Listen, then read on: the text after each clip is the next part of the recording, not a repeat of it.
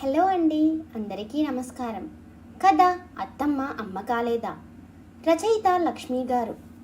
అమ్మాయి, వర్షం పడుతుంది, డాబా మీద బట్టలు తీసుకునిరా. వరండాలో నిల్చుని కోడలిని కేకేసింది మంగతాయారు. ఇదిగో అత్తయ్య, వచ్చేస్తున్నా అంటూ వంటగదిలో సింక్లో గిన్నెలు కడుగుతున్న లావణ్య చేతులు కడుక్కుని పైట కొంగుకి చేతులు తుడుచుకుంటూ పరుగున బయటికి వచ్చింది.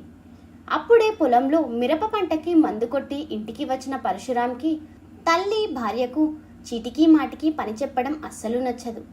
మనసులో ఏది ఉంటే అదే పైకి అనేసే బోలా మనిషి పరశురాం. సంవత్సరం క్రితమే తండ్రి కాలం చేశాడు. తండ్రికి మళ్ళీ కొంచెం ఆవేశం పాళ్ళు ఎక్కువే. తల్లి అంటే ప్రాణమే కాని భార్య అంటే పంచప్రాణాలు. అది వంటగదిలో పనిచేస్తుంది కదా అమ్మ, ఖాళీగానే ఉన్నావు కదా, నువ్వు వెళ్ళి తీయొచ్చు కదా బట్టలు, దానిని నిమిషం కూడా కూర్చోనివ్వవు అని పైకే అనేశాడు పరశురాం. వెంటనే ముక్కు మీద వేలేసుకుంది మంగతాయారు. అప్పుడే నీకు అమ్మ అల్లం పెళ్ళం బెల్లం అయిపోయిందేంట్రా? నాకు మోకాలు నొప్పులని చేయలేకనే కదా నీ పెళ్ళానికి చెప్తుంది. పెళ్ళాం కష్టాలు కనపడ్డాయి గాని అమ్మ బాధలు కనపడలేదురా నీకు? ఎప్పుడన్నా హాస్పిటల్కి తీసుకెళ్ళి 2 మందు బిళ్ళలు ఇప్పించావా? పెళ్ళానికి పని చెప్తే మాత్రం అల్లాడిపోతున్నావు. చీర కొంగుతో వచ్చి రాని కల్లీలను తుడుచుకుని ముక్కు చీదేసింది. అమ్మా, నువ్వు కులాయి తిప్పకు, చూస్తూనే ఉన్నావు కదా, పంటకు తెగులు వచ్చింది, దానికి మందులు కొడుతూ అరక్కి వెళ్తూ కూలీలు పెట్టి కలిపి తీయిస్తున్నా. నిన్ను ఆసుపత్రికి తీసుకెళ్లి చూయించను, ఎల్లుండి తీసుకెళ్తాను, కొంచెం ఓపిక పట్టు. ఆర్ఎంపీ దగ్గరికి వెళ్ళి నొప్పులకు 2 బిళ్ళలు పట్టుకొస్తాను, వెళ్ళేదాకా అవి వాడుకో అంటూ లేచి చెప్పులు వేసుకున్నాడు పరశురాం. భుజాల మీద బట్టలు వేసుకుని మెట్లు దిగి, మీ అబ్బాయి ఎక్కడత్తయ్యా? చినుకులు పడుతున్నాయి, టీ చుక్కైనా తాగలేదు, మళ్ళీ బయటికి వెళ్ళాడా? లావణ్య చుట్టూ చూస్తూ అంది. డాక్టర్ బాబు దగ్గరికి వెళ్ళొస్తాను అని వెళ్ళాడమ్మాయి, కాళ్ళు పీకేస్తున్నాయి, ఒళ్ళంతా నొప్పులు, కొంచెం అల్లం టీ పెట్టిస్తావు? పడక కుర్చీలో కూర్చుని కాళ్ళు నొక్కుంటూ అంది మంగతాయారు. అయ్యో అత్తయ్య, ఈ జండు బాంతో మర్దన చేసుకుంటూ ఉండండి, ఇప్పుడే టీ పట్టుకొస్తాను. సరుకులోంచి అందుకొని మంగతాయారు చేతికి ఇచ్చి వంటగదిలోకి వెళ్ళింది లావణ్య. జండుబాం మూత తీసి అబ్బా అయ్యో అమ్మా అని సన్నగా మూలుగుకుంటూ కాలు ఎదురు స్టూల్ మీద పెట్టుకుని మోకాలు రుద్దుకుంటూ కూర్చుంది మంగతాయారు. కమ్మని వాసన నాసికా పుటాలను అదరగొడుతుంటే తల ఎత్తి చూసింది. ఎదురుగా వేడివేడి టీ కప్పుతో కోడలు. తీసుకోండి అత్తయ్య, చల్లారిపోతుంది. పొగలు కక్కుతున్న టీ కప్పు చేతికి అందించింది. నువ్వు ఒక కప్పు తాగి ఆ గిన్నెలు కడిగి వంట పని పూర్తి చెయ్యి అమ్మాయి, వర్షం బాగా పడేలా ఉంది, కరెంట్ తీసేస్తారేమో. టీ సిప్ చేస్తూ బయటకి చూస్తూ అంది తను. నీరసంగా ఉన్న పైకి చెప్పే ధైర్యం లేక అలాగే అత్తయ్య అనుకుంటూ లోపలికి వెళ్ళింది లావణ్య. చూస్తుండగానే సన్నగా మొదలైన చినుకులు కాస్త ఊపందుకుని పెద్ద జల్లు అయింది. వాన పెరిగింది, గొడుగన్నా పట్టుకెళ్ళలేదు. పాపం తడిచిపోతాడేమో ఏంటో, నిమిషం కూడా ఖాళీగా ఉండడు. మనసులో అనుకునేది చిన్నగా బయటికే అనేస్తూ వంట పని చేసుకుంటుంది లావణ్య. వంటగది కిటికీ అటుకేసే ఉండడంతో పడక కుర్చీలో కూర్చుని ఉన్న మంగతాయారుకి కోడలి మాటలు చిన్నగా వినిపిస్తూనే ఉన్నాయి. ఇదిగో అమ్మాయి, వాడు నీకు మొగుడు కావడానికి ముందు నాకు కొడుకు. వాడి మంచి చెడులు నాకు తెలుసు. వాడు నా కోసమే డాక్టర్ దగ్గరికి వెళ్ళాడు అని నువ్వు కావాలనే వాడి మీద పెట్టి నన్ను అంటున్నావు అని నాకు అర్థమైంది, కానీ కొంచెం నోరు మూసుకుని పని కానివ్వు, గట్టిగానే అరిచింది. తన గొంతు వినగానే సైలెంట్ అయిపోయింది లావణ్య. భర్త గురించి 4 ముక్కలు మాట్లాడుకునే హక్కు కూడా నాకు ఈ ఇంట్లో లేదా? అన్నిటికీ అబార్ధాలే అని మనసులో బాధపడుతూ కన్నీరు పెట్టుకుంది లావణ్య. అరగంటకి వాన తెరిపించింది, కానీ అప్పటికే పూర్తిగా తడిచిపోయి వచ్చాడు పరశురాం. వాన తగ్గేదాకా అక్కడే ఆగపోయావట్రా, చూడు ఎలా తడిచిపోయావో, చీర కొంగుతో కొడుకు తల తుడుస్తూ కంగారుగా అంది మంగతాయారు. భర్తను చూడగానే టవల్ అందుకుని ఇద్దామని వాకిట్లోకి వచ్చి ఆ దృశ్యం చూసి అక్కడే ఆగిపోయింది. ఇప్పుడు వెళితే అత్తగారు మళ్ళీ ఏమంటారో అని భయపడుతూ. చూసావట్రా, మొగుడు వానలో తడిచిపోయి వచ్చాడు, ఒక తుండుగుడ్డ చేతికి ఇద్దాం అని కూడా లేదు నీ పెళ్ళానికి. ఉన్నట్టుండి సంభాషణ తన మీదికి మళ్ళడం, అత్తయ్య తనని దెప్పేయడం చూసి ముఖం చిన్నబుచ్చుకుంది లావణ్య. భర్త ఏమంటాడో చూద్దాం అని అలానే వాకిలిలో ఒక పక్కకి నించుని గమనిస్తుంది. దాన్ని నువ్వు ఖాళీగా ఎక్కడ ఉంచుతున్నావమ్మా? తుండుగుడ్డ చేతికి ఇవ్వడానికి ఎప్పుడూ దానిని ఏదో ఒకటి అని దెప్పేయకపోతే నీకు పొద్దుపోదనుకుంటా, చిరాగ్గానే అన్నాడు. పెళ్ళాం మీద మాట పడనియ్యవు కదా, అక్కడికి నేనేదో గయ్యాలి అన్నట్టు మూతి తిప్పుకుంటూ వెనక్కి తిరిగింది మంగతాయారు. ఆ వెనుకే లావణ్య టవల్ పట్టుకుని నించుని ఉండడం చూసి గతుక్కుమంది. అత్తయ్య టవల్ ఇద్దామని నసుగుతున్న కోడల్ని చూస్తూ, వాడి తల తుడిచి బట్టలు మార్చుకోమను, జలుబు చేస్తుంది, ఆ పని అయితే ముగ్గురం అన్నం తిందాము అంటూ తన గదిలోకి వెళ్ళింది మంగతాయారు. వెళ్తున్న తనని చూస్తూ ఇద్దరూ చిరునవ్వు నవ్వారు, గొంతు కంచు కాని మనసు కనకం అనుకుంటూ. మంగతాయారు ఒక్కగానొక్క కొడుకు పరశురాం. పేరుకు తగ్గట్టే కొంచెం ఆవేశపరుడు. ఎవరన్నా చిన్న మాట అన్నా పడడు. తన వాళ్ళని అంటే చూస్తూ ఊరుకోడు. ఆ ఆవేశంలో అప్పుడప్పుడు తొందరపాటు నిర్ణయాలు కూడా తీసుకునేవాడు. ఏదో గొడవలు అని, వాళ్ళు వీళ్ళు ఏదో అన్నారు అని 2-3 సార్లు పురుగుల మంది తాగి చావు అంచుల దాకా వెళ్ళి తల్లిదండ్రులు కాపాడుకోవడంతో బయటపడ్డాడు. అయినా అదే ఆవేశం. మనసు బంగారం కానీ రంగు కొంచెం నలుపు, నల్లగా ఉన్నాడు అని పిల్లని ఇవ్వడానికి పిల్ల తల్లిదండ్రులు కొంచెం ఆలోచనలో పడడంతో వచ్చిన 2-3 పెళ్లి సంబంధాలు వెనక్కి వెళ్ళిపోయాయి. ఇక పెళ్లి కాదేమో అని పరశురాంకి బెంగ పట్టుకుంది. కొడుకు మనసెరిగిన మంగతాయారు భర్తతో కలిసి ప్రయత్నాలు ముమ్మరం చేస్తే అప్పుడు పక్కూరిలో తారసపడిన సంబంధమే లావణ్య వాళ్ళది. లావణ్య రూపవతి, గుణవతి, సౌందర్యవతి, పాలమీగడ వర్ణంలో ముట్టుకుంటే మాసిపోయేలా ఉండేది.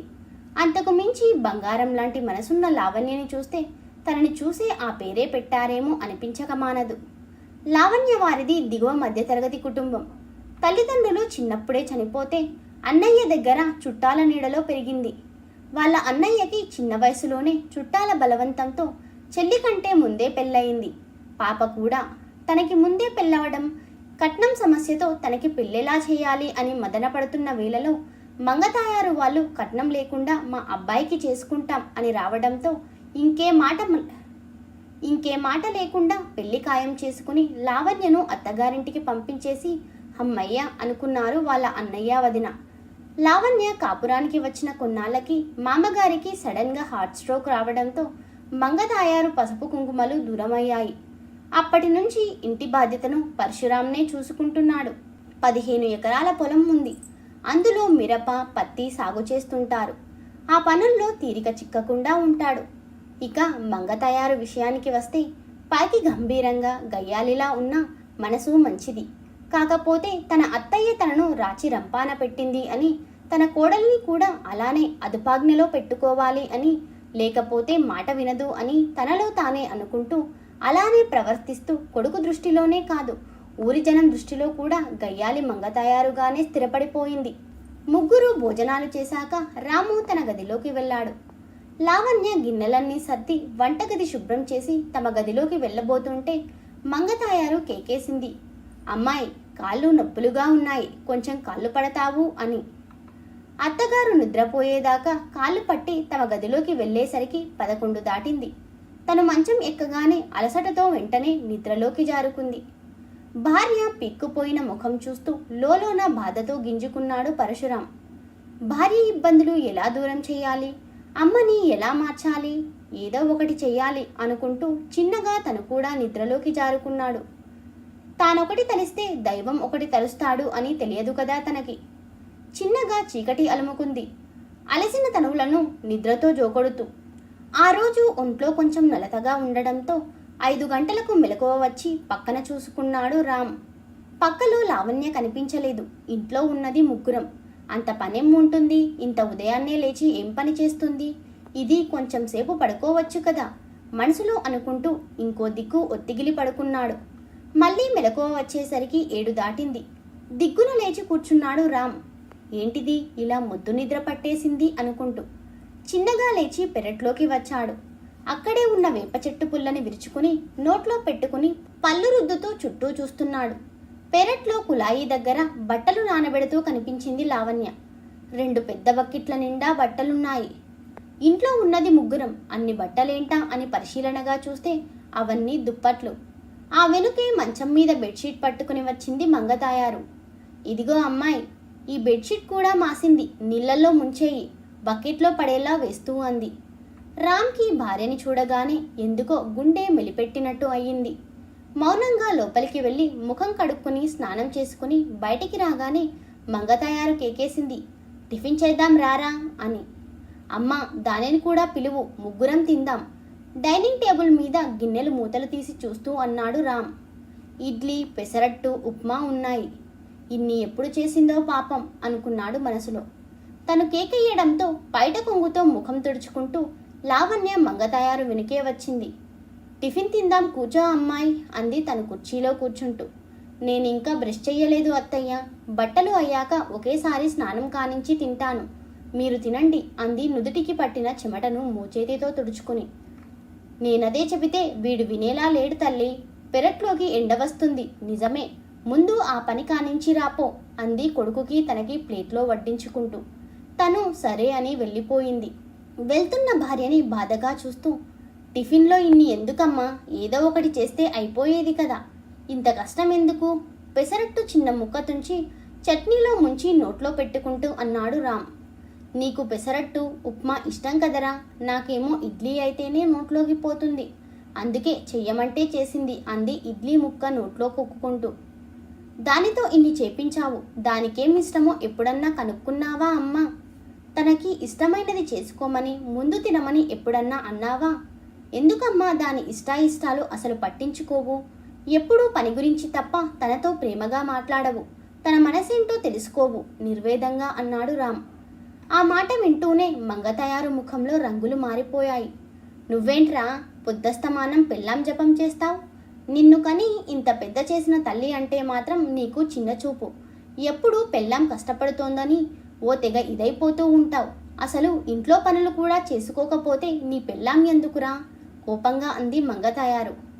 కదిలిన తేనెతుట్టని ఇంకా కదిలించడానికి ఇది సమయం కాదని ఏదో తిన్నా అనిపించి చేతులు కడుక్కుని మౌనంగా లేచాడు రామ్. లావణ్య పనంతా అయ్యేసరికి 10:30 దాటింది. అంత తిన్నా అనిపించి వంటగదిలో మళ్ళీ మధ్యాహ్నం వంట ఏర్పాట్లలో గిన్నెలు కడగడంలో మునిగిపోయింది. మంగతాయారు టీవీ పెట్టుకుని కులాసాగా సీరియల్ చూసుకుంటూ కూర్చుంది. ఆ రోజు నీరసంగా ఉందని బయటికి వెళ్లకుండా ఇంటి పట్టునే ఉండడంతో రామ్కి ఇంట్లో పరిస్థితి అంతా పూర్తిగా అర్థమైంది. మధ్యాహ్నం భోజనాలు అయ్యాక అలా కూర్చోగానే తలుపు తట్టిన చప్పుడైతే తలుపు తీసింది లావణ్య. ఎదురుగా వాళ్ళ అన్నయ్య చాన్నాళ్ళ తర్వాత రావడంతో సంతోషంగా నవ్వుతూ చెయ్యి పట్టుకుని లోపలికి తీసుకెళ్ళింది లావణ్య. ఎలా ఉన్నావు అన్నయ్య, వదినా బుజ్జులు బాగున్నారా అని ప్రేమగా పలకరిస్తూ రామ్ మంగతయారు కూడా ఆ మాట ఈ మాట మాట్లాడాక లావణ్య అన్నయ్య అభయ్ చిన్నగా అన్నాడు. అత్తమ్మ, మా బుజ్జిది పెద్దదయ్యింది కదా, చుట్టాల వరకు పిలుచుకుని చిన్న ఫంక్షన్ చేసుకుంటున్నాం. అమ్మాయిని తీసుకెళ్దాం అని వచ్చాను. పంపిస్తే నాతో పాటు ఇప్పుడు తీసుకెళ్తాను. ఫంక్షన్ అయ్యాక నేనే తీసుకొచ్చి దిగపెడతాను. రామ్ ఏదో చెప్దాం అనుకునేలోపు మంగతాయారు అందుకుంది. ఇంకా 3 రోజులు టైం ఉంది కదా అబ్బాయి, ఆ పిల్ల అప్పుడే వచ్చి ఏం చేస్తుంది? ఇక్కడ పనులున్నాయి, ఆ రోజు పంపిస్తానులే ముఖం మీద నవ్వు పులుముకుని అంది. ఆ మాటకు బాధపడ్డా పెద్దింటి వాళ్ళు కదా, గట్టిగా అడిగితే బాగోదు అని ఇక రెట్టించి అడగలేక చెల్లెలి వైపు చూశాడు. తన ముఖం అప్పటికే వాడిపోయి ఉంది. చేసేదేం లేక చెల్లెలి తలనిమిరి ఫంక్షన్ రోజన్నా మీవారు అత్తయ్యతో కలిసి ఉదయాన్నే రమ్మని వెనుదిరిగాడు. వెళ్తున్న అన్నయ్య వైపే బాధతో చూస్తూ ఉండిపోయింది లావణ్య. రామ్ భార్య మనసు గుర్తించిన వాళ్ళ అమ్మ ఒక మాట తనో మాట మాట్లాడితే బాగుండదు అని సైలెంట్గా ఉండిపోయాడు. ప్రతి ఆడపిల్లకి పుట్టింటి పైన మమకారంతో పాటు అధికారం ఉంటుంది. ఏ శుభకార్యం జరిగినా తన చేతుల మీదుగా జరపాలి అని, తను ఆడిపాడిన ఇంట్లో తన వారి మధ్యలో సందడిగా గడపాలని ఆశ ఉంటుంది. పెళ్లి తరువాత తన ఆశలన్నీ అణుచుకున్నా ఆ ప్రేమ మాత్రం అంతకంతకు పెరుగుతూనే ఉంటుంది. అలానే తమని ఏమన్నా తట్టుకుంటారు కానీ పుట్టింటికి మాట అంటే మాత్రం తట్టుకోలేరు. ఈ ఆశలకి కోరికలకు లావణ్య అతీతురాలు కాదు కదా. తన పెళ్ళయ్యాక పుట్టింట్లో జరిగే మొదటి శుభకార్యానికి అలా చుట్టపు చూపుగా వెళ్లాల్సి వస్తోందని లోలోన చాలా బాధపడింది కానీ పైకి ఏమీ అనలేదు. ఆ రోజు రాత్రి అత్తగారు భర్త అన్నం తినమన్నా ఆకలి లేదంటూ అలానే గదిలోకి వెళ్ళి పడుకుంది. స్టూల్ మీద గ్లాస్ పెట్టిన చప్పుడు విని పక్కకి తిరిగి చూసింది లావణ్య. చేతిలో అన్నం ప్లేట్తో భర్త. లావణ్య, లేచి ఒక ముద్ద తినరా, మళ్ళీ ఉదయాన్నే లేస్తావు, నీరసం వస్తోంది, కొంచెం తిని పడుకో. లావణ్య రెక్క పట్టుకుని లేపుతూ అంటున్నాడు రామ్. నాకు ఆకలిగా లేదు రామ్, వద్దు అని తలవంచుకునే అంది. పిచ్చిదాన, మీ అన్నయ్యతో పంపించలేదు అని అడిగావు కదా, అమ్మ నిన్ను విడిచి ఉండలేదే, నాకంటే అమ్మకి నువ్వంటేనే ఎక్కువ ఇష్టం. 3 రోజులు అంటే ఎలా పంపిస్తుంది మరి? ఫంక్షన్ రోజు అందరం వెళ్దాం, కానీ నాకు తెలిసే నువ్వు ఎంత కష్టపడుతున్నావో, లోపల ఎంత బాధపడుతున్నావో. అమ్మకి నువ్వంటే ప్రాణం, అయినా చాదస్తం ఎక్కువ. అదే నీ మీద నా మీద చూపిస్తుంది. తనకి ఉంది నువ్వు నేనే కదా, అర్థం చేసుకోవాలి. తనకి నేను చిన్నగా సర్ది చెప్తాను. ఎక్కువగా ఆలోచించి మనసు పాడు చేసుకోకు. వారంలో అమ్మని నీకు అమ్మగా మార్చే బాధ్యత నాది. నా మాట విని ముందు ఎంగిలిపడు, భార్య నోటిలో ముద్ద పెడుతూ అన్నాడు. లావణ్యకు కళ్ళ వెంట నీరు కారిపోతూనే ఉన్నాయి. తల్లిదండ్రులు కోల్పోయి ప్రేమకి ముఖం వాచి ఉన్న తన జీవితంలోకి వారి ప్రేమకి మించిన ప్రేమ వెల్లువలా వచ్చిన భర్తను చూస్తూ తన అదృష్టానికి పొంగిపోతూ ఆనందంలో భర్తని గట్టిగా హత్తుకుని అంది. ఈ ప్రేమ ఎప్పటికీ ఇలానే ఉండాలి రామ్, నన్ను ఎప్పటికీ విడిచిపోవు కదా. కంటి నిండా నీళ్లతో అంది.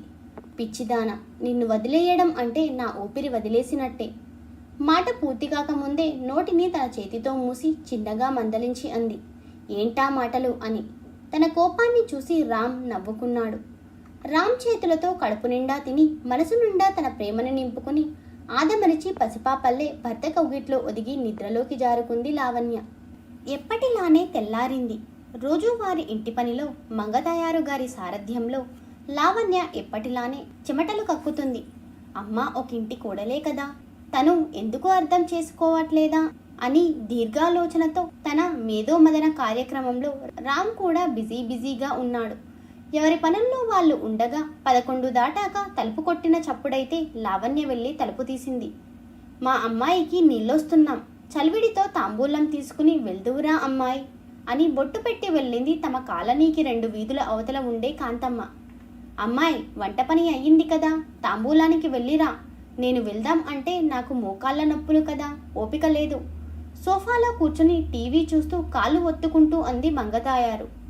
లావణ్య అటు వెళ్ళగానే టీవీ కట్టేసి తల్లి పక్కన సెటిల్ అయ్యాడు రామ్. ఏమన్నా అడగాలట్రా, టీవీ ఎందుకు కట్టేశావు? అత్త బంగారం కోడలు కొరివికారం సీరియల్ వస్తోంది, మంచి పట్టులో ఉండగా ఆపావే, తెగ బాధపడిపోతూ అంది మంగతాయారు. అవును అమ్మా, మాట్లాడాలి. లావణ్యని వాళ్ళ అన్నయ్య తీసుకెళ్తానని వస్తే ఎందుకు వద్దు అన్నావు? అది మాత్రం ఎక్కడికి వెళ్తుంది, పంపిస్తే బాగుండేది కదా, చిన్నగా అన్నాడు రామ్. కొడుకు అలా అడగగానే కోపం వచ్చినా సంభాళించుకుంది. అలా అడగగానే ఇలా పంపిస్తే మనకి విలువ ఎక్కడిస్తారా? వాళ్ళు ఎస్ అంటే మనం నో అనాలి, వాళ్ళు నో అంటే మనం ఎస్ అనాలి. అప్పుడే ఆ లేనోళ్ళకి మనం అంటే భయం, భక్తి, గౌరవం ఉంటాయి. అయినా తను 3 రోజుల ముందే ఆ పెద్ద ఫంక్షన్కి వెళ్ళి అక్కడ వెలగబెట్టేది ఏముంది? ఈవిడగారు వెళ్ళకపోతే అక్కడ పనులు ఏం ఆగిపోవులే. పుల్ల విరిచినట్టు అంది మంగతాయారు.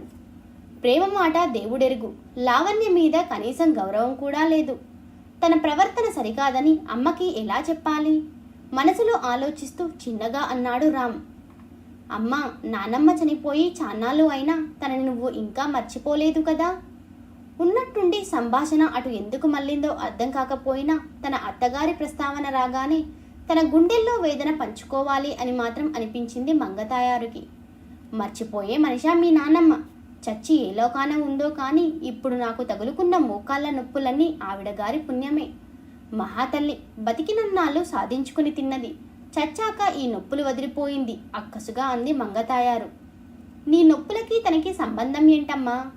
ఆసక్తిగా అడుగుతున్న కొడుకుని చూడగానే ఉత్సాహంగా చెప్పడం మొదలెట్టింది మంగతాయారు. నీకు మళ్ళే మీ నాన్నమ్మ కూడా మీ నాన్నగారు ఒక్కరే సంతానం. బయట పిల్ల, పేదోళ్ళ అమ్మాయి అయితే బాగా చూసుకుంటుంది అని నన్ను చేసుకున్నారు. అప్పటి నుంచి నా కష్టాలు మొదలు. మీ నాన్నమ్మ, నాన్నయ్య, వాళ్ళ అమ్మ, నాన్న, నేను, మీ నాన్నగారు అందరికీ నేను ఒక్కదాన్నే వండి వార్చేదాన్ని. దుక్కలా ఉన్న వంటగదిలోకి కూడా తొంగి చూసేది కాదు మహాతల్లి. అది చాలక ఇంట్లో మనిషికో రకం కూరలు చేయాలి. చాకలి ఉంటే బట్టలు సరిగ్గా ఉతకదు అని నేను కాపురానికి రాగానే మానిపించి ఆ పని కూడా నా నెత్తి మీదే వేసేది. ఉన్న బట్టలు చాలక రోజూ దుప్పట్లు ఉతకమని పోరు పెట్టేది. లంకంత కొంపని రోజూ తడిబట్టేసి తుడవాల్సిందే. మీ నాన్నకి నీకులా నోట్లో నాలుకలేదు. తల్లి ఎంత చెప్తే అంతే, తనకి ఎదురు చెప్పేవాడు కాదు.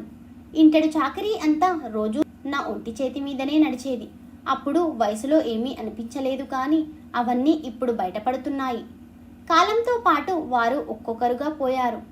నాకంటూ కాసింత సమయం వస్తుంది అనుకున్న సమయంలో మీ నాన్నగారు కూడా నన్ను వదిలి వెళ్ళిపోయాడు. అప్పట్లో చేసిన చాకరీ ఫలితం వయసు పైపడ్డాక మీద పడింది. దాని ఫలితమే ఈ కాళ్ళ నొప్పులు, నడుము నొప్పులు. అప్పట్లో నా కష్టాలు చూసి నానమ్మని నువ్వు బ్యాడ్ నానమ్మ అని పిలిచేవాడివి. ఇవన్నీ నీకు గుర్తున్నాయో లేదో చెప్పడం ఆపి దీర్ఘంగా కాలి తీసుకుంటూ నిట్టూర్చి వదిలింది మంగతాయారు. రేపు నీకు రాబోయే మనవడు కూడా నిన్ను బ్యాడ్ నానమ్మ అంటే ఎలా ఉంటుంది అమ్మా? నువ్వు కూడా నానమ్మలాగే బ్యాడ్ నానమ్మ అనిపించుకోవాలి అనుకుంటున్నావా? సూటిగా స్పష్టంగా తల్లి కళ్ళల్లోకి చూస్తూ అడిగాడు రామ్. కొడుకు ప్రశ్నలు చిన్నవైనా విల్లును వెనక్కిలాగి వదిలిన బాణంలా మనసుని చాలా బలంగానే తాకాయి. సమాధానం ఏం చెప్పాలో అర్థం కాక మాటలు వెతుక్కుంటున్నట్టు ఉంది మంగతాయారు గారి పరిస్థితి. కోపమో ఆలోచనో తెలియని విచిత్రమైన భావావేశ స్థితిలో అలానే ఉండిపోయింది కొన్ని నిమిషాలు. తల్లి మౌనంగా ఉండడంతో మరోసారి రెట్టించాడు రామ్. చెప్పమ్మా, అప్పుడు నానమ్మ నిన్నెలా చూసుకుంది అని ఇప్పటికీ తలుచుకుని బాధపడుతున్నావు. ఇప్పుడు నీ కోడల్ని నువ్వు అలానే చూసుకుంటున్నావు. తను రేపు నిన్ను అలానే అనుకోదా? మీ అత్త నిన్ను ఎలా చూసుకోవాలి అని కోరుకున్నావో అలానే నీ కోడల్ని చూసుకోవాలి అని ఎందుకు అనుకోవట్లేదు? కోడలి మనసుని అధికారంతో గెలవాలి అనుకుంటున్నావు, కానీ అదే మనసుని ప్రేమతో కూడా గెలవచ్చు అని మర్చిపోతున్నావు. ఎందుకమ్మా తెలిసి తప్పటడుగులు వేయటం? ఎంత మంచివారు అయినా తమ నిస్సహాయతను అధికారంతో వాడుకోవాలని చూసేవారికి చూసి భయపడతారు, కానీ ప్రేమించలేరమ్మా. ఇప్పుడు నీ కోడలి పరిస్థితి కూడా అదే. దానికి నువ్వంటే భయం మాత్రమే, ప్రేమని మాత్రం ఇంకా పొందలేదు. మనం తన బీదరికాన్ని చూసి జాలిపడి ఇంటి కోడల్ని చేసుకున్నాము అనే గౌరవంతో నిన్ను మనసులో దేవతగానే చూస్తుంది. నువ్వు ఆ స్థానాన్ని పొందే అర్హత కోల్పోతున్నావేమో అని నాకు అనుమానంగా ఉందమ్మా. ముక్కు ముఖం తెలియని వాడిని తాళి కట్టానన్న ఒకే ఒక్క కారణంతో, బంధం మీద నమ్మకంతో తన జీవితాన్ని నా కాళ్ళ కింద పెట్టి నేను పంచే పిరికెడు ప్రేమకు మురిసిపోతుందమ్మా. అది ఆడపిల్ల అత్తింట్లో ఎన్నో ఆశలతో అడుగు పెడుతుంది. అత్త అమ్మలా ఉంటే బాగుండు అని, భర్త తండ్రిలా తనని కాచుకుని చూసుకుంటే బాగుండు అని, అత్తింట్లో పుట్టిల్లుని మరిపించే ప్రేమ దొరుకుతుంది అని చాలా చాలా అనుకుని వస్తుంది. వాటిలో కొన్నైనా లావణ్యకి తీరుతున్నాయి అంటావా? గొంతులో ఆవేశం లేదు, ఏదో ఆక్రోశం మాత్రం నినదిస్తున్నట్టు ఉంది ఆ కంఠం. అరిచి గొడవ చేస్తుంది అనుకున్న తల్లి మౌనంగా ఉండడంతో రామ్ మనసు కొంచెం కుదుటపడింది. అప్పుడే పేరంటానికి వెళ్ళిన లావణ్య తాంబూలంతో తిరిగి వచ్చింది. తాంబూలంతో ఇచ్చిన అరిసెను 2 ముక్కలుగా తుంచి ఇద్దరి చేతికి అందించి నవ్వుతూ అంది, అబ్బాయి బొమ్మలా ఉన్నాడత్తయ్య, చూడగానే ముద్దెచ్చేశాడు. తన మాటలు వింటుంది కానీ తనేం మాట్లాడలేదు. వాన వెలిసిన తర్వాత వాతావరణంలా ఉంది తన మనసు. ఏదో తేడాగా ఉంది అనుకుని భర్త వైపు చూసింది. తను గమనించి చిన్నగా నవ్వాడు, ఏం లేదు అంటూ సైగ చేస్తూ. ఆ రోజంతా మంగతాయారు గారు మౌనంగానే ఉంది. సాయంత్రానికి స్నేహితులను కలిసి వస్తాను అని బయటకు వెళ్ళాడు రామ్. చీకటి పడే వేళకు ఇంటికి చేరాడు. తన ముఖంలో విపరీతమైన అసహనం. అప్పటి వరకు మామూలుగా ఉన్న భర్త అలా ఎందుకు ఉన్నాడో అర్థం కాక బిక్కముఖం వేసింది లావణ్య. సాయంత్రం భోజనాల మీద కూర్చున్నారు గాని కూరలో ఉప్పు లేదు, కారం లేదు, వంట చేయడం కూడా రాదా అంటూ విసిరి కొట్టి పైకి లేచాడు రామ్. భర్త ప్రవర్తనకి లావణ్య బెంబేలెత్తిపోయింది. ఎప్పుడూ పల్లెత్తు మాట కూడా అనని భర్త అలా ఎందుకు చేశాడో అర్థం కాక కంటనీరు పెట్టుకుంది. మంగతాయారు గారు కూడా కొడుకుని ఏం జరిగిందిరా అని ఎంత అడిగినా ఏం చెప్పలేదు తను. ఉదయానికి మామూలు అవుతాడులే, ఏం జరిగిందో తెలుసుకుందాం, కంగారు పడకు అని బాధపడుతున్న కోడల్ని ఓదార్చి తన గదిలోకి వెళ్ళిపోయింది మంగతాయారు గారు. ఆ రాత్రి ఎంత అడిగినా రామ్ అన్నం తినలేదు. ఏమైంది రామ్ అని మళ్ళీ అడిగేసరికి నన్ను ప్రశాంతంగా వదలవా, నీ తలనొప్పి ఏంటి నాకు అని కోపంగా అరవడంతో ఇంకేం మాట్లాడలేక మౌనంగా ఏడ్చుకుంటూ పడుకుంది లావణ్య. రామ్ ప్రవర్తనకు ఏడ్చి ఏడ్చి ఉన్న లావణ్య కళ్ళు అప్పుడే చిన్నగా మూతలు పడ్డాయి. సారీ లావణ్య, నేను నీకు అన్యాయం చేశాను. అస్పష్టంగా వినపడుతున్న రామ్ గొంతు విని కంగారుగా కళ్ళు తెరిచి తన వైపు తిరిగింది లావణ్య. రామ్ మొహంలో ఆందోళన ఆ మసక బెడ్లైట్ కాంతిలో కూడా స్పష్టంగానే గోచరిస్తుంది. రామ్ బుగ్గలు తడుతూ లేపుతూ అంది, ఏమైంది రామ్, కలేమైనా వచ్చిందా? ఈ కలవరింపులు ఏంటి? ఏం లేదు లావణ్య, ఏదో పీడకల వచ్చింది. నువ్వు పడుకో, కళ్ళు తెరిచి లావణ్య మొహం తదేకంగా చూస్తూ అనేసి తను అందించిన వాటర్ బాటిల్లో నీళ్లు 2 గుటకలు తాగి పక్కకు పెట్టాడు. బాగా ఏడవడం వల్ల కళ్ళు ఎర్రగా ఉబ్బిపోయి ఉన్నాయి. ఎర్రనైన తన చెక్కిళ్ళు ఇంకా ఎరువుని పులుముకొని వానలో తడిచిన కలువలా ఉంది తన మొహము. రామ్ అలా అనగానే ఇంకేం మాట్లాడలేక మౌనంగా ఒక పక్కకి ముడుచుకుని పడుకుంది లావణ్య. తనని అలా చూడగానే రాత్రి తన ప్రవర్తన గుర్తొచ్చి తన మీద తనకే అసహ్యం వేసింది రాముకి. జరిగిన దాంట్లో తన తప్పు ఏం లేకున్నా తన మనసు నొప్పించానే అని మనసులో బాధపడుతూ తన భుజాలు పట్టుకుని తన వైపు తిప్పుకున్నాడు. ఆ స్పర్శలో ప్రేమ కోసమే ఎదురు చూస్తున్న లావణ్య భుజాలపై తన చెయ్యి పడగానే అప్రయత్నంగా కీ ఇచ్చిన బొమ్మలా గిర్రున తన వైపుకు తిరిగింది. లావణ్య, సారీరా, నేను అలా చెయ్యకుండా ఉండాల్సింది. ఏదో కోపంలో నీ మీద అరిచేశాను, నన్ను మన్నించు. తన కళ్ళల్లోకి ప్రేమగా చూస్తూ చబుకం పట్టుకుని అన్నాడు రామ్. తను ఆ మాట అనగానే తనని గట్టిగా హత్తుకుని వెక్కి వెక్కి ఏడ్చింది లావణ్య. నీ ప్రేమని తప్ప కోపాన్ని నేను తట్టుకోలేను రామ్. ఆ కోపంలో నన్ను దూరంగా పెడితే అస్సలు తట్టుకోలేను. నీకు దూరంగా ఉన్న ఒక్కో క్షణం నాకు నరకంలా ఉంది. నువ్వు మాట్లాడకుండా ఉంటే నా ప్రాణం పొయ్యేలా ఉంది. అమ్మా నాన్న ప్రేమకి నోచుకోలేకపోయినా నేనెప్పుడూ ఇంత బాధపడలేదు. కానీ ఇప్పుడు నిజమైన బాధ ఎలా ఉంటుందో, ప్రేమ ఎలా ఉంటుందో నీతో జీవితం పంచుకున్నాకే తెలిసింది. నాలో సగం కాదు రామ్, పూర్తిగా నువ్వే నిండిపోయావు. నీ ప్రేమతో నన్ను పిచ్చిదాన్ని చేశావు. నేను కాదు, నువ్వు. కోపం వస్తే కొట్టు, తిట్టు, అంతేగాని నాకెప్పుడూ దూరంగా ఉండాలి అనుకోకు రామ్, ప్లీజ్. రామ్ గుండెల్లో తలదాచుకుని ఏడుస్తూ అంది లావణ్య. చిన్నపిల్లల ఎక్కిళ్ళు పెడుతూ తన గుండెని తడిపిన తన ప్రేమని తలుచుకుని తన అదృష్టానికి పొంగిపోతూనే, ఈ చిన్న దూరానికే ఇది ఇలా అయిపోయింది. భవిష్యత్తులో నాకేమైనా జరగరానిది జరిగితే ఏమవుతుందో పిచ్చిది అనుకుంటూ తనని బలంగా గుండెలకు హత్తుకున్నాడు. పిచ్చిదానా, నీకు దూరంగా నేనెక్కడికి వెళ్తానే? ఒకవేళ చచ్చినా నీ చుట్టే దయ్యమై తిరుగుతాను, కానీ నిన్ను వదిలిపోను. నేను ఉన్నా లేకున్నా ధైర్యంగా ఉండాలి, కానీ ఇలా డీలా పడిపోవద్దు. అయినా ఇంతకు ముందు కూడా చెప్పా కదా, నిన్ను విడిచి వెళ్ళడం అంటే నా శ్వాస ఆగిపోయినట్లే అని. తన నోటిని తన చేతితో మూస్తూ అంది చిరుకోపంగా. ఇలా మాట్లాడవద్దు అని ఎన్నిసార్లు చెప్పారాం? అయినా ఎందుకు ఇలా చేస్తావు? మనసులో బాధ కళ్ళల్లో కోపంగా మారేసరికి వింతగా మెరుస్తుంది తన వదనం. చంద్రబింబంలా మెరుస్తున్న తన మొహంని అపురూపంగా చేతుల్లోకి తీసుకుని గుండెలకి హత్తుకుని అన్నాడు, సారీరా అని. కిటికీలో నుంచి కనువిందు చేస్తున్న జాబిల్లి మబ్బుల చాటుకి వెళ్లి దాక్కుంది. రేయి గడిచింది. సూర్యుని నునులేత కిరణాలు సూటిగా కళ్ళల్లోకి పడగానే దిగ్గున కళ్ళు తెరిచింది లావణ్య. పక్కనే రామ్ తనని పొదివి పట్టుకుని పసిపాపలా నిద్రపోతున్నాడు. చిన్నగా తన చెయ్యి తీసి పక్కకి పెట్టి, అమ్మో ఏడయ్యింది, అత్తయ్య గారు ఏమంటుందో ఏమో అనుకుంటూ కంగారుగా లేచి చీర సర్దుకుని బయటకు వచ్చింది. ఎప్పటిలానే నిద్రమొహం కడుక్కుని చీపురు బకెట్ నీళ్లు తీసుకుని బయటికి రాగానే వాకిట్లో అందమైన ముగ్గు దర్శనం ఇచ్చింది. ముచ్చటైన ఆ ముగ్గును చూడగానే ఆశ్చర్యపోవడం తన వంతైంది. చిన్నగా వంటగదిలోకి వచ్చేసరికి గిన్నెలన్నీ కడిగేసి వంట అరుగు శుభ్రంగా కడిగేసి ఉంది. షాక్ మీద షాకులు. ఏంటా ఇదంతా అనుకుంటూ బయటికి రాగానే చేతిలో తరిగిన ఉల్లిపాయలు, పచ్చిమిర్చి, టమాటో ముక్కల ప్లేట్తో మంగతాయారు ఎదురు వచ్చింది. వెళ్ళి వాణ్ణి లేపి, నువ్వు తయారవ్వు, ఈరోజు మీ అన్నయ్య కూతురికి మంగళ స్నానం కదా, మర్చిపోయావా?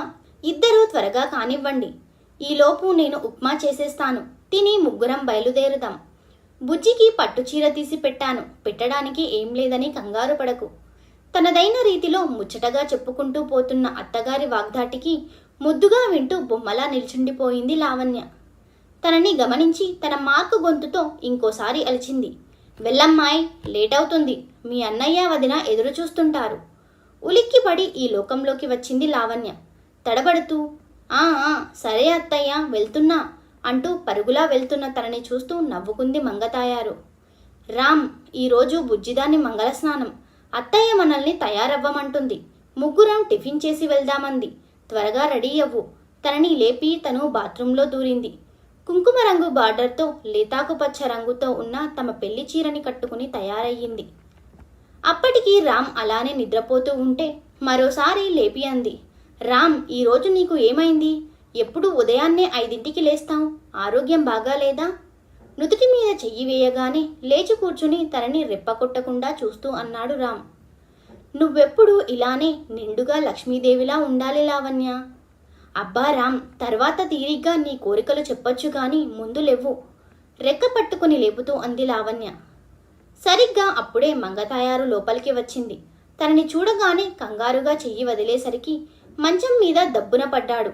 నడుము పట్టుకుని చచ్చాన్రోయ్ దేవుడా అనుకుంటూ తల్లివైపు చూశాడు. చిత్రంగా తను కూడా లేతాకు పచ్చ పట్టుచీరనే కట్టుకుని ఉంది. ఏంట్రా ఇంకా కాలేదా మీది? ఇంకెప్పుడు వెళ్దాం? ఎండవుతుంది, లేట్ అయితే బాగుండదు, కానివ్వురా బతిమాలుతూ అంది మంగతాయారు. ఒకే రంగు చీరలో ముచ్చటగా ఉన్న తల్లిని భార్యని చూసి మురిసిపోతూ బలవంతంగా బాత్రూంలోకి దూరాడు.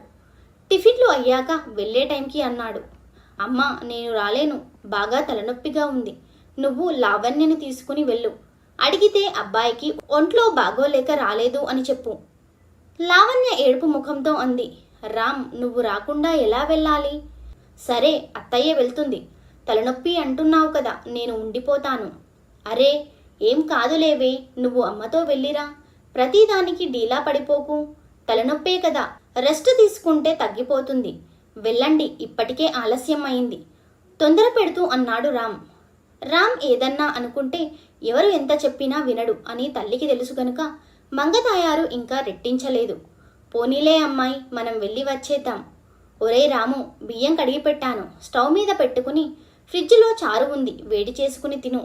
అలాగే పడుకుని ఉండిపోకు, మేము సాయంత్రానికి వచ్చేస్తాం, జాగ్రత్త అంది లావణ్య చెయ్యి పట్టుకుని బయటికి వెళ్తున్న తల్లి భార్యను కళ్ళ నిండా చూసుకుని ఒక్కసారి పిలిచాడు, అమ్మా అని. ఇద్దరూ ఒకేసారి వెనక్కి తిరిగి తనని చూడగానే తల్లి చేతిలో ఉన్న భార్య చెయ్యి వైపు చూస్తూ అన్నాడు, అమ్మా నువ్వు లావణ్య జాగ్రత్త అని. సరేరా కంగారు పడకు, నేను ఉన్నా కదా నవ్వుతూ అంది మంగతాయారు. లావణ్య పుట్టిల్లు పక్క ఊరే కావడంతో ఆటోలో పావుగంటలో చేరిపోయారు. సరిగ్గా 9:30కి దిగిన చెల్లిని పెద్దావిడని సాదరంగా ఆహ్వానించి ఉన్నంతలో చక్కగా మర్యాద చేశారు అభయ్ దంపతులు. మంగతాయారు బంధువులందరితో మాట్లాడుతూ ఉంటే లావణ్య మేనకోడలి దగ్గరికి వెళ్ళి తనని అలంకరించడంలో ఆనందాన్ని ఆస్వాదించడంలో మునిగిపోయింది. చక్కగా పాపిట తీసి దువ్వి జడగంటలు పెట్టి వాలుజడ అల్లి మల్లెలు కనకాంబరాలు కలిపి అల్లిన మాలను పూల జడలా ఆ జడ చుట్టూ చుట్టింది. చారడేసి కళ్ళకు కాటుక దిద్ది తెల్లని రాయి పొదికిన బింది నుదిటికి పెట్టి దాని క్రిందే చిటికెడు కుంకుమ పెట్టి చెయ్యి అడ్డం పెట్టి కళ్ళలో కుంకుమ పడకుండా ఊదింది. తన అత్తగారు తీసుకున్న పట్టుచీర కట్టి అలంకరణ పూర్తి చేసి తన కళ్ళ ముందు ఉన్న పుత్తడి బొమ్మలా ఉన్న బుజ్జిని అలానే చూస్తూ ఉండిపోయింది. తన చేతుల్లో పెరిగిన పిల్ల అప్పుడే ఎంత పెద్దదైపోయింది అని మెటికలు విరిచి దిష్టి తీస్తూ, రేపో మాపో నిన్ను ఓ అయ్య చేతిలో పెట్టేస్తే ఓ పనైపోతుందే బుజ్జిని ఆట పట్టిస్తూ నవ్వుతూ అంది లావణ్య. పో అత్త, అప్పుడే నాకు పెళ్ళేంటి, నేనింకా చిన్నపిల్లనే సిగ్గుపడుతూనే అత్త కౌగిల్లో ఒదిగిపోయింది ఆ చిన్నారి. అలా తన వారి మధ్యలో సందడి చేస్తూ సంతోషంగా గడిపింది లావణ్య. రామ్ తలనొప్పి అని రాలేదని బాధపడినా అత్తగారు చెల్లెల్ని ప్రేమగా దగ్గరికి తీసుకుని మాట్లాడడం, తను సంతోషంగా ఉండడం చూసి ఆ బాధ మర్చిపోయాడు అభయ్. వేడుకలో బంధువులందరి చూపులు బంగారు బొమ్మలా ఉన్న లావణ్య మీదే. నీ కోడలు లక్ష్మీదేవిలా ఉంది మంగతాయారు, నీ కొడుకు చాలా అదృష్టవంతుడు అంటుంటే మంగతాయారు కూడా పొంగిపోయింది. అతి కొద్ది మంది బంధువుల సమక్షంలో ఉన్నంతలో పొందికగా ఏ లోటు రాకుండా చక్కగా వేడుకను జరిపించిన ఆ దంపతులను మంగతాయారు ఏర్పాట్లను మెచ్చుకుంది. ఆ ఆప్యాయతకి ఉబ్బి తబ్బిబ్బయ్యారు ఆ జంట. అత్తగారు అందరిలో ఎలా ఉంటుందో అని భయపడిన లావణ్య అన్నయ్య వదినలతో ప్రేమగా పలకరించడం, అంతే ప్రేమగా తనని గౌరవించడం చూసి ఊపిరి పీల్చుకుంది. భోజనాలు అయ్యి సాయంత్రం గడిచేసరికి వచ్చిన బంధువులు ఒక్కొక్కరుగా వెళ్ళిపోయారు. సందడిగా ఉన్న ఆ ఇల్లు చిన్నగా నిశ్శబ్దంలోకి జారుకుంది. లావణ్య మంగతాయారు వసారాలో వేసిన కుర్చీలో కూర్చుని అన్నా వదినలతో మాట్లాడుతుంటే లావణ్య చేతిలో ఫోన్ రింగ్ అయింది. ఎవరిదమ్మా ఫోను? రింగ్ టోన్ వినబడగానే సంభాషణ ఆపి అడిగింది మంగతాయారు. సునీల్ అన్నయ్యది అత్తయ్య, స్క్రీన్ మీద పేరు చూసి చెప్తూ ఫోన్ లిఫ్ట్ చేసింది. హలో అన్నయ్య. అమ్మ లావణ్య, వాడు పక్కన ఉన్నాడా? లేదన్నయ్య, అత్తయ్య నేను మా అన్నయ్య దగ్గరికి వచ్చాము, బుజ్జిదాని ఫంక్షన్ కదా, తను తలనొప్పి అని ఇంట్లోనే ఉండిపోయాడు. ఏమైందన్నయ్య? గొంతులో కంగారు చూసి ఆతృతగా అడిగింది. వాడికి ఫోన్ చేస్తుంటే తీయట్లేదు తల్లి, గంట నుండి ట్రై చేస్తున్నాను. ఫోన్ రింగ్ అవుతుంది కానీ లిఫ్ట్ చేయట్లేదు, అందుకే నీకు చేశాను తడబడుతూ అన్నాడు సునీల్. తలనొప్పి అన్నాడు కదా, పడుకున్నాడేమో అన్నయ్య. ఎందుకో కంగారు పడుతున్నట్టు ఉంది మీ గొంతు. ఏం జరిగిందన్నయ్యా? తన వైపే చూస్తున్న అత్తయ్య వైపు చూస్తూ ఆందోళనగా అంది లావణ్య. ఏం లేదు చెల్లమ్మ, నిన్న చెరువుగట్టు దగ్గర ఆ సూరిగాడితో చిన్న గొడవ జరిగింది. నేను సర్ది చెప్పి వాణ్ణి ఇంటికి పంపించాను. కోపంగా వెళ్ళాడు. వీడికసలే ఆవేశం ఎక్కువ. ఫోన్ లిఫ్ట్ చేయకపోయేసరికి టెన్షన్లో నీకు చేశాను తల్లి. నేను ఊరిలో లేను, ముందు మీరు ఇంటికి వెళ్ళండి, ఇంటికి వెళ్ళగానే నాకు ఫోన్ చేయండి చెప్పి ఫోన్ పెట్టేశాడు సునీల్. సునీల్ చెప్పింది అత్తగారికి అన్నావదినకు చెప్పి హడావిడిగా బయలుదేరిన లావణ్యను ఆపి సారె పెట్టి బొట్టు పెట్టింది లావణ్య వదిన. ఈసారి తప్పకుండా తమ్ముణ్ణి తీసుకుని రావాలి, అంతా శుభమే జరుగుతుంది, కంగారు పడకు, క్షేమంగా వెళ్ళిరా తల్లి అంటూ అన్నావదిన సాగనంపారు. ఆటోలో కూర్చున్న లావణ్య మంగతాయారు గుండెలు 1కి 10 సార్లు కొట్టుకుంటున్నాయి. బ్యాగ్లో ఫోన్ తీసి రామ్కి 10వ కాల్ కలిపింది. మీరు కాల్ చేసిన వ్యక్తి ప్రస్తుతం సమాధానం ఇవ్వడం లేదు, దయచేసి కాసేపు ఆగి మళ్ళీ ప్రయత్నించండి అంటూ రికార్డెడ్ వాయిస్ వినగానే చిరాకు పుట్టి ఫోన్ బ్యాగ్లోకి గిరాటేసింది. కంగారు పడకమ్మాయి, పడుకున్నాడేమో, తనకి ధైర్యం చెప్పడానికి అంది కానీ తను లోపల భయపడుతూనే ఉంది. అసలు ఏం గొడవ జరిగి ఉంటుంది? ఆ సూరిగాడు ఏమన్నాడు? వాడసలే వదరుబోతు.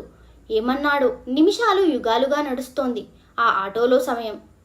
ఆ ముందు రోజు సాయంత్రం చెరువుగట్టు దగ్గర. ఉదయం మీ ఆవిడ మా వీధికి వచ్చిందిరా మావ. కళ్ళన్నీ తన మీదే అనుకో, ఎంతైనా నక్కతోక తొక్కి ఉంటావు. బాపు బొమ్మలాంటి పెళ్ళాం దొరికింది. అసూయ పడుతూ కుళ్ళుకుంటూ అన్నాడు సూరి. ఒరేయ్ వెధవ, ఏంటా మాటలు వారిస్తూనే అన్నాడు సునీల్. అంతలోనే అందుకున్నాడు రామ్. కట్నానికి కక్కుర్తి పడకపోతే నీకు బాపు బొమ్మే పెళ్ళాంలా వచ్చేది. ఇంకా ఎక్కువ మాట్లాడితే డిప్ప పగిలిపోతుంది కోపంగా అన్నాడు రామ్. ఆపరా, అసలు నీ కర్రి ముఖానికి ఆ పిల్లెలా దొరికింది మావా? దిక్కులేక నిన్ను చేసుకుని ఉంటుంది. తన అందానికి రాజకుమారుడి లాంటి అబ్బాయి వచ్చేవాడు. నీకు తనకి నక్కకి నాగలోకానికి ఉన్నంత దూరం ఉంది. తనని చేసుకుని ఆ పిల్ల జీవితాన్ని నాశనం చేశావు మావా. మందులో నోరు జారాడు సూరి. ఆ మాటలకు ఆవేశంలో చెంప పగలగొట్టాడు రామ్. ఇద్దరూ కలబడుతుంటే సునీల్ విడిపించి సూరికి గట్టిగా చివాట్లేసి మందులో ఉన్నాడు, వాడి మాటలు పట్టించుకోకురా అని రామ్కి సర్ది చెప్తూ గొడవ సద్దుమణిగించాడు. తరువాత ఎవరి ఇళ్లకు వారు చేరుకున్నారు. ఉదయం రామ్ని కలుద్దాం అనుకున్నా అర్జెంట్ పని ఉండడంతో కలవకుండానే వేరే ఊరు వెళ్ళాడు సునీల్. ఆటో ఆగగానే ఛార్జీ ఇచ్చి పుట్టింటి సారెను చేతిలో పట్టుకుని మంగతాయారు వెనుకే కిందకి దిగింది లావణ్య.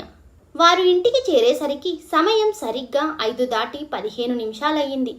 తమ వీధివారు అందరూ పొలం పనులకు వెళ్ళి ఉండడంతో దాదాపు బయటంతా ఖాళీగా ఉంది. 3-4 చిన్నపిల్లలు మాత్రం బయట ఆడుకుంటూ కనిపించారు.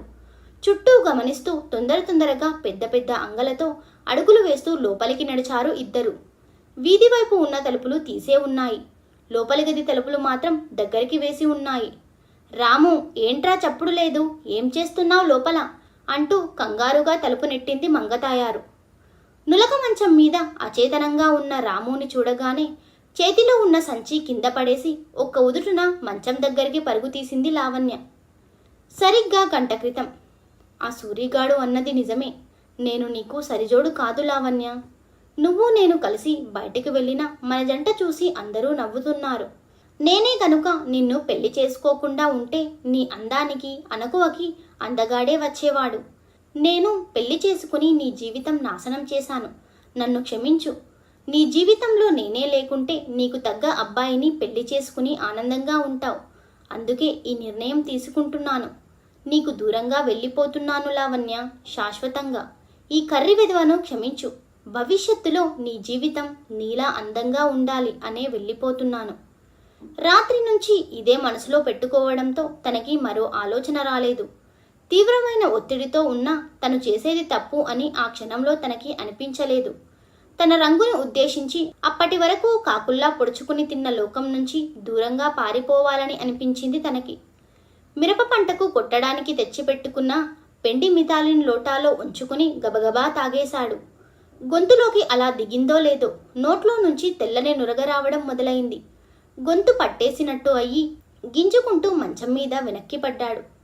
చిత్రంగా ఇదంతా చేసే వరకు తనకి అమ్మ గుర్తు రాలేదు. నా మీదే ప్రాణాలు పెట్టుకుని బ్రతుకుతున్నా తను దూరమైతే బ్రతుకుతుందో లేదో అన్న ఆలోచన స్ఫురణకు రాలేదు. నేను లేకపోతే నేనే లోకంగా బ్రతుకుతున్న నా భార్య సంతోషంగా ఉండగలదా అన్న విచక్షణ రాలేదు. ఆ విచక్షణ మేలుకునేసరికి సమయం దాటిపోయింది. తన ఆలోచన కంటే తాగిన మందు తీవ్రత ఎక్కువగా ఉండడంతో నులక మంచంలో గింజుకుంటున్నాడు రాము. చావుకి అతి చేరువయ్యాక బ్రతుకు మీద ఆశ పుట్టింది. ఒక్కసారి తల్లి భార్య కళ్ళ ముందు మెదిలారు. ఫోన్ చేద్దాం అని పక్కకి చూసుకున్నాడు. గంట క్రితమే టేబుల్ మీద పెట్టింది గుర్తొచ్చింది. లేవడానికి శరీరం సహకరించడం లేదు. 2 సార్లు మృత్యువుకి అతి చేరువుగా వచ్చి తప్పించుకున్నట్టే ఈసారి ఎవరో ఒకరు రక్షిస్తే బాగుండు అనిపించింది. ఒంట్లో ఏ భాగంలో యుద్ధం జరుగుతుందో తెలీదు. కానీ ఒళ్ళంతా పచ్చిపుండులా అయ్యి కడుపులో విపరీతమైన నొప్పి. ఒక్కసారిగా లేచి భల్లున వాంతి చేసుకున్నాడు. అది పడినంత వరకు నేల యాసిడ్ పడితే ఎలా అవుతుందో అలా తెల్లగా అయ్యింది. స్పృహ కోల్పోయి మంచం మీద వాలిపోయాడు. శరీరం అచేతనంగా ఉంది. సరిగ్గా అప్పుడే తల్లి గొంతు వినిపించింది. వారిని చూడడానికి ఉగ్గబట్టుకుని ఉందేమో ఊపిరి. భార్యను అమ్మని చూస్తూనే కళ్ళల్లో నుంచే తన ప్రాణాలు వదిలేశాడు రాము. తనని అలా చూసి మంగతాయారు లావణ్యల అరుపులు విని అప్పుడే పొలం పనుల నుంచి వచ్చిన వారంతా ఇంట్లోకి పరిగెత్తుకుని వచ్చారు. అందరూ కలిసి హాస్పిటల్కి తీసుకెళ్దాం అని మంచం చుట్టూ మూగగానే ఒక పెద్దాయన మణికట్టు దగ్గర పట్టుకుని ఏడుస్తూనే అన్నాడు, మన రాము ఇక లేడురా అని. లావణ్య ఉలుకు పలుకు లేకుండా అలానే గోడకు జారగిలపడింది. మంగతాయారు గుండెలు బాదుకుంటూ రోదిస్తుంది. చుట్టూ ముగిన వాళ్ళందరూ ఇద్దరు చుట్టూ చేరి ధైర్యం చెప్పే ప్రయత్నం చేస్తున్నారు. ఆ గుంపులో ఒకరు చుట్టాలందరికీ ఫోన్లో ఈ విషయం చేరవేశాడు. ఒక్కొక్కరుగా చుట్టాలు ఇంటికి చేరుతున్నారు. ఎలా జరిగింది, ఏం జరిగింది అని తమ ఎదుటి చర్చలు పెట్టుకుని గుసగుసలాడుతున్నారు. అభయ్, అమల, సునీల్ ఒకేసారి వచ్చారు ఇంట్లోకి. ఉలుకు పలుకు లేకుండా కూర్చుండిపోయిన లావణ్య చుట్టూ చేరిపోయి, అమ్మా లావణ్య, మాట్లాడు తల్లి అని బుగ్గల మీద కొడుతూ ఏడుస్తున్నారు. ఎవరో పెద్దాయన అరిచాడు. అమ్మాయి షాక్లో ఉండిపోయినట్టు ఉంది.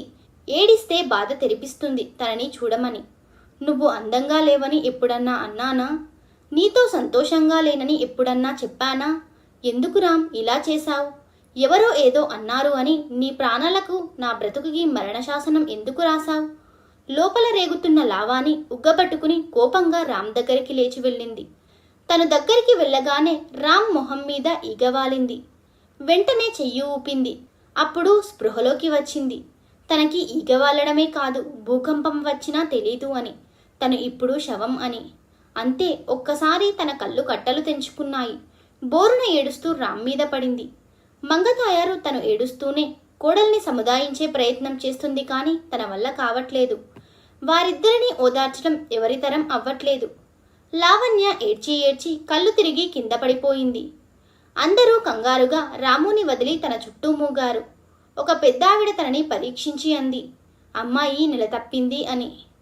మంగతాయారుకి కొడుకు పోయాడు అని ఏడవాలో, మనవడు రాబోతున్నాడు అని సంతోషించాలో అర్థం కాక గుండె చిక్కబట్టుకుని ఏడుస్తోంది. వారి అన్యోన్యత చూడలేక ఎవరు దిష్టి పెట్టారో అని అందరూ లావణ్య వైపు సారిస్తున్న జాలిచూపులు కాల్చేస్తుంటే తనని వేరే గదిలోకి తీసుకెళ్లి పడుకోబెట్టింది మంగతాయారు. జరగాల్సిన కార్యక్రమం అంతా అభయ్, సునీల్ జరిపించేశారు. అమల లావణ్యని, మంగతాయారుని చూసుకుంటూ ఉండిపోయింది. 15 రోజుల తర్వాత పెద్ద దినం అయిపోయాక పెద్ద మనుషుల్ని తీసుకుని వచ్చారు మంగతాయారు చుట్టాలు. అసలోడే పోయాక కోడలు ఎందుకు, తన భాగం తనకి ఇచ్చేస్తే వాళ్ళ అన్నా వాళ్లతో వెళ్ళిపోతుంది అని మంగతాయారు చెవిలో గుసగుసలు పోతున్నారు. అప్పటి వరకు ఇంటి ముఖం కూడా చూడని చుట్టాలు కాని చుట్టాలు ఇంకో అడుగు ముందుకు వేసి, ఈ పిల్ల అందంగా ఉండడం వల్లే నీ కొడుకు పోయాడు, ఈ పిల్ల వల్లే ఇదంతా జరిగింది అని అభాండాలు వేయడానికి కూడా రెడీ అయిపోయారు. లావణ్య ఏడ్చి ఏడ్చి కళ్ళల్లో నీళ్లు ఇంకిపోయి ఇక ఓపిక లేక నిస్సహాయంగా జరిగేది చూస్తుంది. అభయ్, అమల, మంగతాయారు నిర్ణయం ఏదైనా లావణ్యని తమతో తీసుకెళ్లిపోవాలి అనుకుని తనకేసి చూస్తున్నారు. జరగబోయేదాన్ని అంచనా వేసే పనిలో గుసగుసల్లో జనాలు మునిగిపోయారు. చుట్టూ ఉన్న అమ్మలక్కలను వదిలించుకుని పెద్దాళ్ల ముందుకు వచ్చి గొంతు సవరించుకుంది మంగతాయారు. నా ఆస్తి అంతా నా కోడలిదే, మళ్ళీ భాగం ఇవ్వడాలు పంచడాలు ఎందుకు? మా కోసం చాలా శ్రమపడి ఇంతదాకా వచ్చిన పెద్దోళ్లకు దండాలు. ఇంతవరకు వచ్చింది కాబట్టి మీ ముందే నా కోడలి మనసు తెలుసుకుంటాను. ఏమ్మా లావణ్య, నా దగ్గర ఉంటావా, మీ అన్నయ్య వెంట వెళ్తావా? నీ నిర్ణయం ఏదైనా, ఈ ఆస్తి అంతా నీకే. ఏం చేసుకుంటావో నీ ఇష్టం. నేను బ్రతికినంతకాలం నాకు ముద్ద పెడితే చాలు. చెప్పమ్మాయి, నీ నిర్ణయం ఏదైనా భయపడకుండా ఆలోచించి చెప్పు. మీ అన్నయ్యతో వెళ్తావా? అడ్డంగా తల ఊపుతున్న లావణ్యని చూసి అటు అభయ్ వాళ్ళు, ఇటు చుట్టాలు ఒకేసారి షాక్ అయ్యారు. తనని చూసి మంగతాయారు సంతృప్తిగా నవ్వింది. ఏమ్మా, మాతో రావా? ఇక్కడే ఉంటావా? జరుగుతుంది మింగుడు పడక తన అంచనా తప్పినందుకు ఇంకోసారి రెట్టించి అడిగాడు అభయ్. లేదన్నయ్యా, అమ్మని వదిలిపెట్టి నేనెక్కడికి రాను, తనతోనే ఉంటాను, స్పష్టంగా తలవంచుకునే అంది. ఇదంతా చూశాక తమ కష్టమంతా వ్యర్థమైంది, రూపాయి కూడా వచ్చేలా లేదు అనుకుని ముఖానికి గంట్లు పెట్టుకుని చిన్నగా జారుకున్నారు. అప్పటిదాకా అక్కడ వీరంగం చేసిన పెద్దోళ్ల రూపంలో ఉన్న బంధువులు అందరూ ఎక్కడి వారు అక్కడ జారుకున్నాక ఇంట్లో అభయ దంపతులు, లావణ్య, మంగతాయారు మాత్రమే మిగిలారు. చెల్లెలి తలనిమురుతూ, నువ్వు ఎక్కడున్నా సంతోషంగా ఉండాలి తల్లి. అత్తమ్మ నీడలో నువ్వు సంతోషంగా ఉంటావనే అనుకుంటున్నాను. నీకు ఏం అవసరం వచ్చినా ఈ అన్నయ్య వదిన ఉన్నారని మర్చిపోకు అని అభయం ఇచ్చి కదిలారు అభయ్, అమల. రోజులు గడుస్తున్నాయి. మంగతాయారు సంరక్షణలో అన్నయ్య వదిన నీడలో నెలలు నిండి లావణ్యకు పండంటి బాబు పుట్టాడు. అచ్చం రామ్లానే ఉన్న పసికందును చూసి ఇద్దరి కళ్ళు ఆనందంతో చెమర్చాయి. నేను చనిపోయినా నీ వెంటే తిరుగుతాను అన్న రామ్ మాటలు పదే పదే చెవిలో గింగిరాలు తిరుగుతుంటే పసికందును గుండెలకు హత్తుకుని అనుకుంది, నువ్వు నన్ను విడిచి వెళ్ళలేదు రామ్, నా కోసం మళ్ళీ పుట్టావు అని. బాబుకి తండ్రి పేరు కలిసేలా శ్యామ్ అని నామకరణం చేసి అల్లారు ముద్దుగా పెంచుతున్నారు. సంవత్సరం గడిచింది. రామ్ చనిపోయినా లావణ్యను బొట్టు గాజులు తీయనివ్వలేదు మంగతాయారు. వాడు నిన్ను నిండుగా చూడాలి అని కోరుకున్నాడు తల్లి. వాడు ఎక్కడ ఉన్నా నిన్ను చూస్తూనే ఉంటాడు.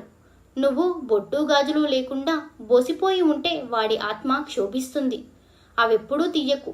నువ్విలా నిండుగా ఉంటే వాడు నాతో ఉన్నట్టే అనిపిస్తుంది. కొడుకుని తలుచుకుని కళ్ళొత్తుకుంది మంగతాయారు. ఇదేం విడ్డూరమో తల్లి, బొట్టు గాజులు తీయకుండా తిరుగుతుంది. మొగుడు పోయినా సోకులకి తక్కువ లేదు. ముందో వెనుకో జనాలు చెవులు కొరుక్కునే మాటలు ఇద్దరి చెవున పడ్డాయి. లావణ్య ఆ వాతావరణంలో ఇమడలేకపోతుంది. బయటికి వెళ్తే చాలు ఎవరో ఒకరు ఏదో ఒకటి అనడం, తనని అశుభంగా చూడడంతో అసలే రామ్ జ్ఞాపకాలతో ఇంకా కోలుకోని లావణ్య ఇంకాస్త కృంగిపోయింది. ఎప్పుడూ దిగులుతో నవ్వడమే మర్చిపోయిన లావణ్యని చూస్తుంటే మంగతాయారు గుండె కూడా తరుక్కుపోతూనే ఉంది. ఈ విషయాన్ని ఇక్కడికి వదిలేయొద్దు. తన జీవితాన్ని నేనే గాడిలో పెట్టాలి. తన మొహంలో సంతోషం మళ్ళీ చూడాలి.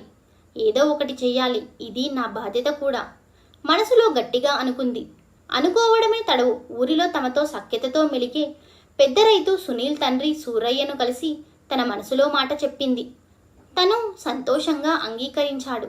తరువాత రోజు ఉదయాన్నే శ్యామ్కి అన్నం తినిపిస్తుంటే అంది, అమ్మాయి, బట్టలన్నీ సర్దుకో, మనం హైదరాబాద్కు వెళ్తున్నాం. పొలమంతా మన సూరయ్యకి కౌలుకి ఇచ్చాను. ఈ ఇల్లు వేరే వాళ్ళకి అద్దెకి ఇచ్చేశాను. నెలా నెలా కౌలు డబ్బులు, ఇంటి అద్దె వస్తుంటాయి. ఇక నుంచి మన మకాం అక్కడే. త్వరగా కానివ్వు, కార్ ఓ గంటలో వస్తుంది. అది అత్తయ్య, ఇంత సడన్గా ఈ నిర్ణయం ఏంటి? మనకి అక్కడ ఎవరున్నారు? ఒంటరిగా ఉండగలమా? ఊరు వదిలి అక్కడికి వెళ్ళడం ఎందుకు? హఠాత్గా అత్తగారు తీసుకున్న నిర్ణయానికి కారణమేంటో అంతుచిక్కగా అయోమయంగా అంది. వెళ్ళాక అంతా తిరిగ్గా మాట్లాడుకోవచ్చు గాని మనకి అక్కడ చుట్టాలు కూడా ఉన్నారు. ఒంటరి వాళ్ళం అది ఇది అని భయపడకు. అయినా నీకు నేను, శ్యామ్ ఉన్నాం. నాకు నువ్వు, నా మనవడు ఉన్నాడు. మనం ఒంటరి వాళ్ళం ఎలా అవుతామే పిచ్చిదానా? ఇంకా ఎక్కువ ఆలోచించక పని కానివ్వు. గట్టిగా అయినా సౌమ్యంగానే చెప్పింది మంగతాయారు. ఇక రెట్టించే సాహసం చేయలేదు లావణ్య. సాయంత్రం అయ్యేసరికి సిటీలో 2 అంతస్తుల బంగళాలో శ్యామ్తో చేరిపోయారు. చిన్నగా అక్కడ పరిస్థితులు అలవాటు అయ్యి చుట్టుపక్కల వారితో పరిచయాలు పెరిగాక క్రింది అంతస్తులో లావణ్యతో కలిసి కిడ్స్ కేర్ సెంటర్ తెరిచింది మంగతాయారు.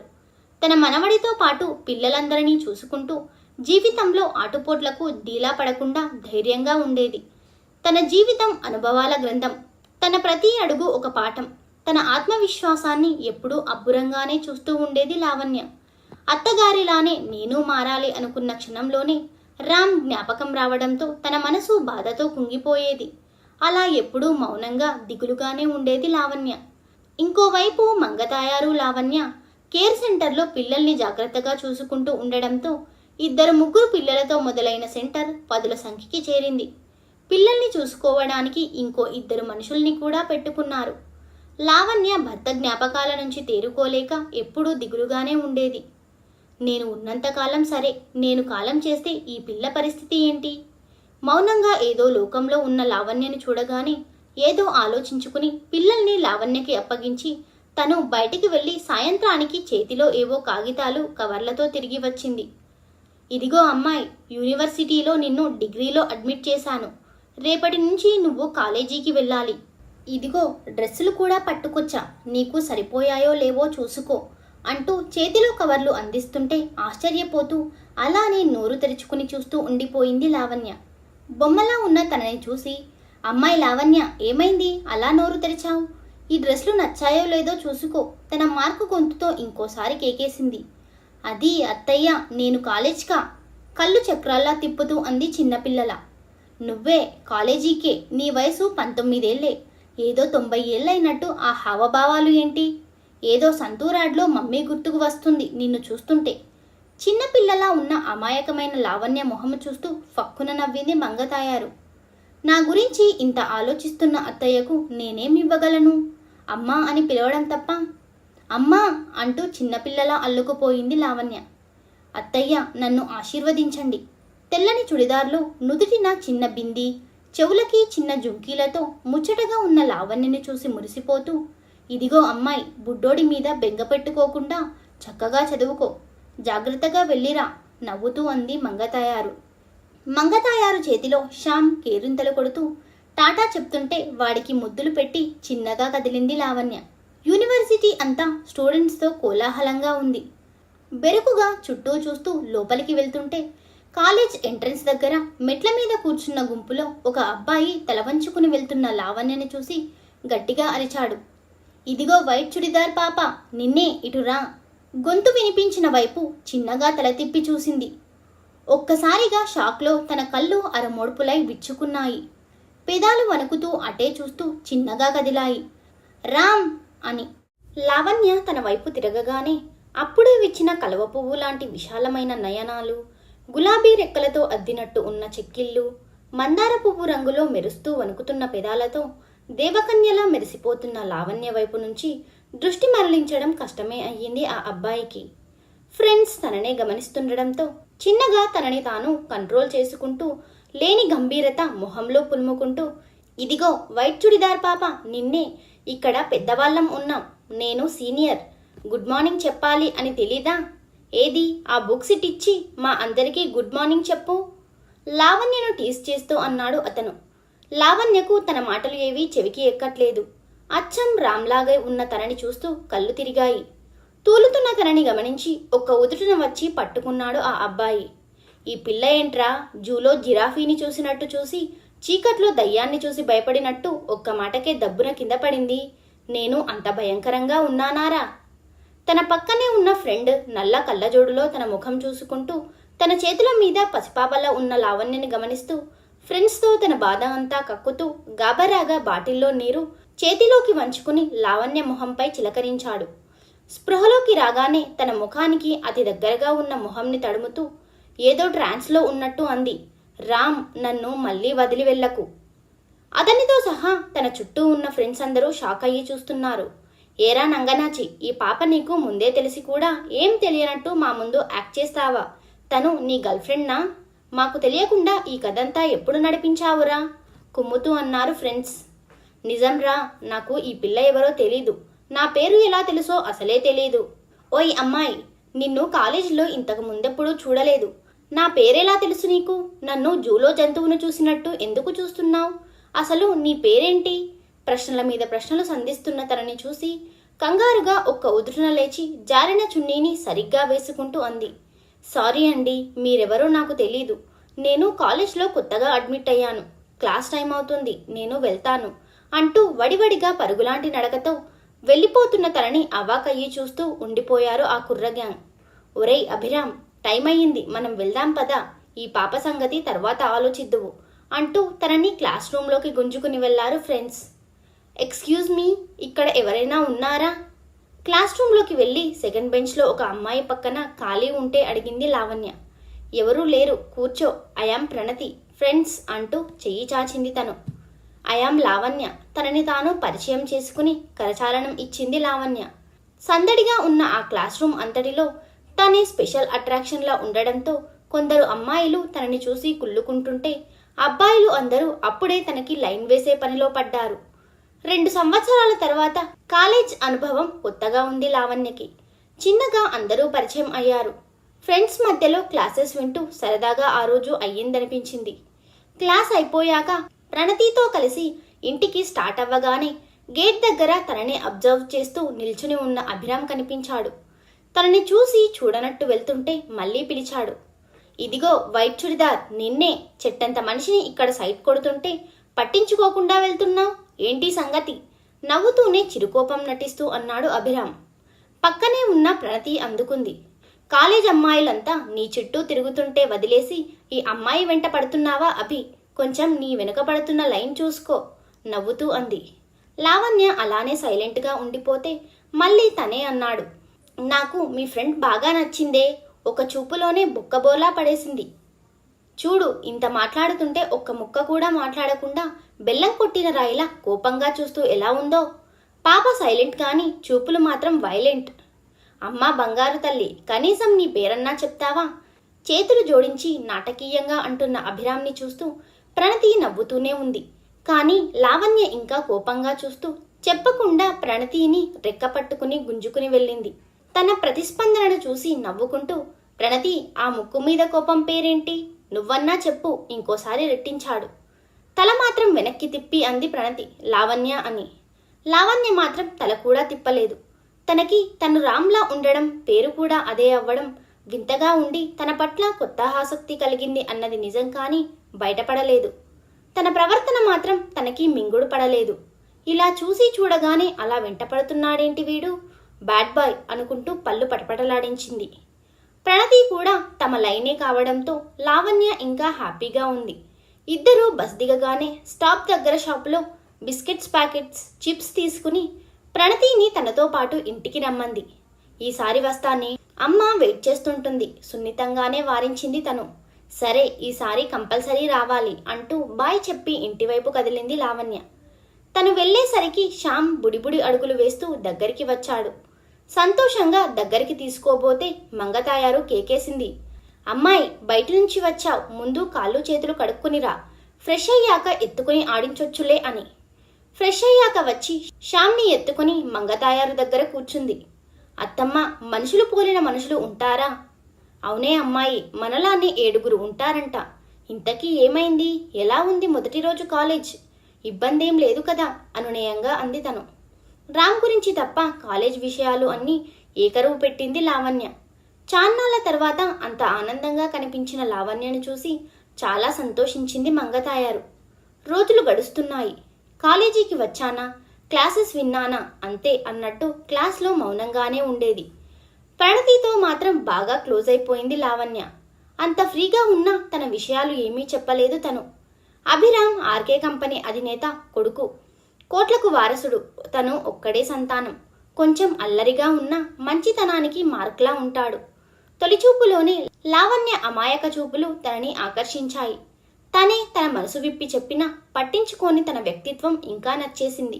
తను ప్రపోజ్ చేస్తే నో అనేవారు లేరు అనుకుని ఆకాశంలో విహరించే తనని నేల మీదకి తీసుకొచ్చింది అని ఒకలాంటి అభిమానం కూడా. క్లాస్ రూమ్లో లావణ్యకి సైట్ కొట్టేవాళ్ళు ఎక్కువయ్యారు. లావణ్యకు ఈ పరిస్థితి ఫేస్ చేయడానికి ఇబ్బందిగానే ఉంది. అత్తయ్యకు చెప్తే బాధపడుతుంది అని ఏమీ చెప్పలేదు తను. ఒక అడుగు ముందుకు వేసి తన క్లాస్మేట్ ప్రేమలేఖ రాసేసి బుక్లో పెట్టి కూర్చున్నాడు.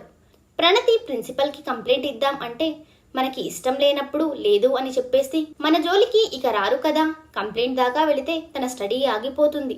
తను నన్ను ఇబ్బంది పెట్టట్లేదు కదా, నేనే చెప్తాను.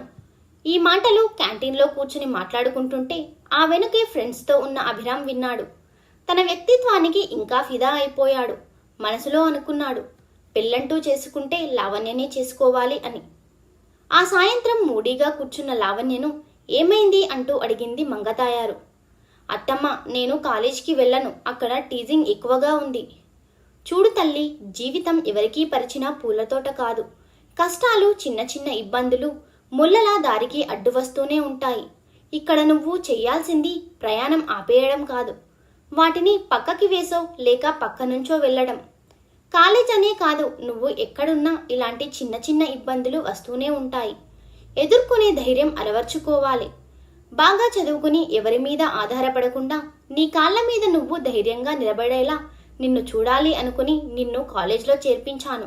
చెయ్యి పట్టుకుని మొదటి అడుగు వేయించాను. మిగతా అడుగులు వేసి లక్ష్యం చేరుకునే ప్రయత్నం చెయ్యలేను అంటావా? చెప్పు, పర్లేదు. ఎప్పటిలానే ఇంట్లో రామ్ జ్ఞాపకాలతో ఏడ్చుకుంటూ కూర్చుందువు. నిదానంగానే అన్న లావణ్య గుండెని బలంగానే తాకింది. లేదత్తమ్మా, ఈ పయనం ఆపను. నువ్వు కోరుకునే స్థాయికి తప్పకుండా వస్తాను, ప్రామిస్. ఇంకెప్పుడు ఇలా డీలా పడను, తలవంచుకునే అంది. తృప్తిగా నవ్వింది మంగతాయారు. సంవత్సరం గడిచింది. అనుకున్నట్టుగానే లావణ్య క్లాస్ ఫస్ట్ మార్క్స్ సాధించింది. అభిరామ్ క్యాంపస్ సెలక్షన్స్లో సెలెక్ట్ అవ్వడంతో మంచి ప్యాకేజీలో జాబ్ వచ్చింది. తనకి ఆల్రెడీ బిజినెస్ ఉండడంతో జాబ్ వదులుకుని తండ్రి బిజినెస్ వ్యవహారాలు చూసుకుంటున్నాడు.